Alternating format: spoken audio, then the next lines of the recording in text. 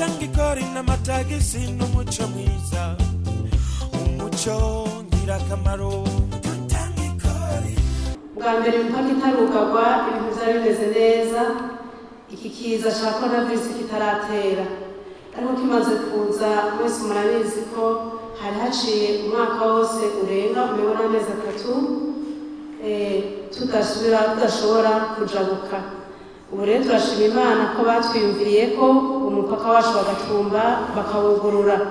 Iki kintu c'amahera yo kuriha iki gipimo ca COVID-19 ego ni vyiza, mugabo kuri twebwe abadandaje bato bato ngaha mu Gatumba ntibitworohereza, kuko tubona yuko mwanya kubaha mu dushikira imbere bikunda bakagabanya dukeya, kandi bakadufasha ico gipimo ugiye ivyabutse Kongo kaza kudandaza utudandazwa twawe biragora, kuko muri Kongo baturihisha amafaranga menshi. Kare bari bashize ku $5, ariko ubu barihisha $10. Ni ukuvuga ugarutse n'iwacu ugacura ivyo $15,000.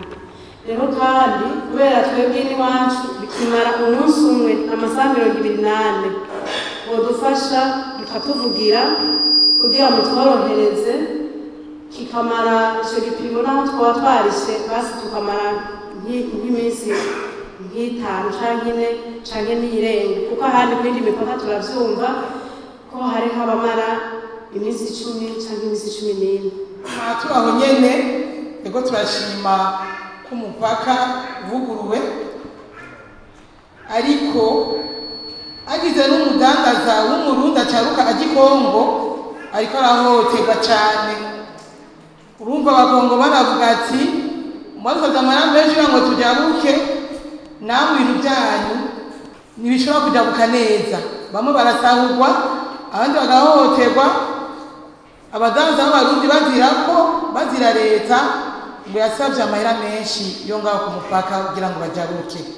Ingingo zafashwe na leta zijanye n'ibi byo kurisha amafaranga ya COVID-19 30 kubinjira amadolari 15,000 Barundi binjira.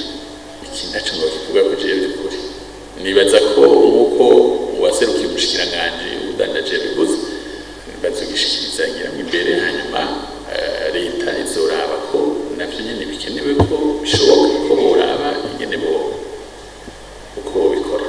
Bavuze ca $30 ca 15,000 ku Burundi nkuko mu byumba yasingiwe yofatwa n'abasanzwe bafasha. Iyo ni ingingo ya leta. Iyo ngingo ya leta rero nayo mu kuyishikira nuko tugira ico mu Gifaransa plaidoyer, tukabumvisha ko hari ibisanzwe bigoranye ku kibuga, maze nabo bagafata ingingo imbere. Obera ikora neza mu kutworohereza.